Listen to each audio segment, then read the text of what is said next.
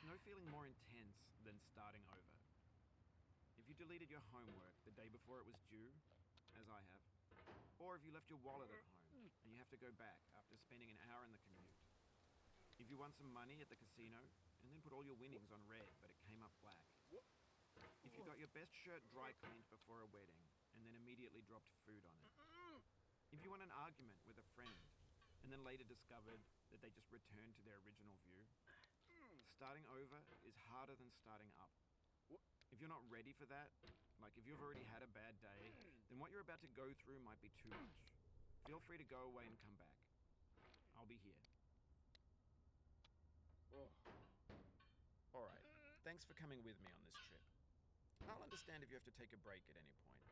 Just find a safe place to stop and quit the game. And don't worry, I'll save your progress, always. Even your mistakes. This game is a homage to a free game that came out in 2002, titled Sexy Hiking.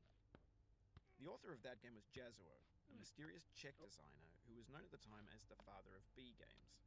And B games are rough assemblages of found objects. Designers slap them together very quickly and freely, and they're often too rough and unfriendly to gain much of a following. They're built more for the joy of building them than as polished products. In a certain way, Sexy Hiking is the perfect embodiment of a B game. It's built almost entirely out of found and recycled parts, and it's one of the most unusual and unfriendly games of its time. In it, your task is simply to drag yourself up a mountain with a hammer. And that act of climbing, in the digital world or in real life, has certain essential properties that give the game its flavor.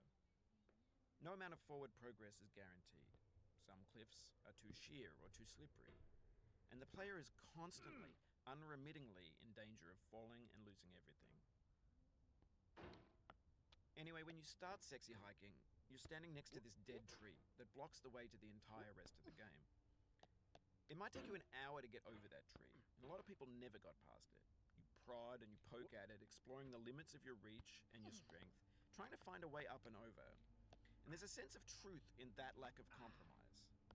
Most obstacles in video game worlds are fake.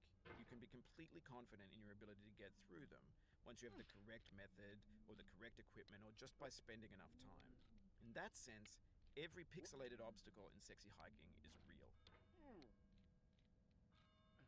The obstacles in Sexy Hiking are unyielding, and that makes the game uniquely frustrating. But I'm not sure Jazuo intended to make a frustrating game. The frustration is just essential to the act of climbing, and it's authentic to the process of building a game about climbing. A funny thing happened to me as I was building this mountain. I'd have an idea for a new obstacle, and I'd build it, test it, and it would usually turn out to be unreasonably hard. But I couldn't bring myself to make it easier. It already felt like my inability to get past the new obstacle was my fault, as a player rather than as a builder. Imaginary mountains build themselves from our efforts to climb them, and it's our repeated attempts to reach the summit that turns those mountains into something real. When you're building a video game world, you're building with ideas, and that can be like working with quickset cement.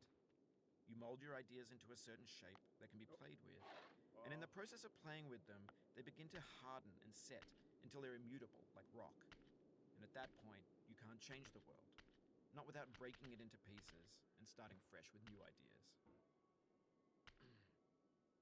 For years now, people have been predicting that games would soon be made out of prefabricated objects, bought in a store and assembled into a world. And for the most part, that hasn't happened, because the objects in the stores are trash.